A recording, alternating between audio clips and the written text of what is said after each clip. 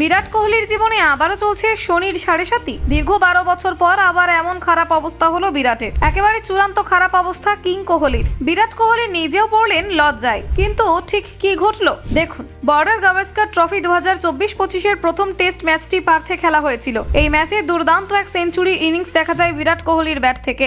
এর মধ্য দিয়ে সেঞ্চুরির দীর্ঘ অপেক্ষার অবসান ঘটান তিনি। কিন্তু অ্যাডিলেড টেস্টে ওই পারফরম্যান্সের পুনরাবৃত্তি করতে পারেননি তিনি। গোলাপি বলে টেস্টের 2 ইনিংসেই ফ্লপ হয়েছেন কোহলি। জানিয়ে রাখি যে অ্যাডিলেডের ওভাল মাঠে বিরাট কোহলির পরিসংখ্যান বেশ চিত্তাকর্ষক। কিন্তু এবার অ্যাডিলেডে বিরাটের ব্যাট গর্জে উঠতে পারেনি। দিবারাত্রির এই টেস্ট ম্যাচটি বিরাট কোহলির জন্য দুঃস্বপ্নের চেয়ে কম ছিল না। 2 ইনিংসেই বেশিক্ষণ ক্রিজে থাকতে পারেনি তিনি। এই ম্যাচের প্রথম ইনিংসে বিরাট কোহলি মাত্র 8 বল খেলে 7 রান করে প্যাভিলিয়নে ফেরেন। প্রথম ইনিংসে মিচেল স্টার্কের বলে স্টিভ স্মিথের হাতে ধরা পড়েন তিনি। অপরদিকে দ্বিতীয় ইনিংসে স্কট বেলান্ডের শিকার হন তিনি।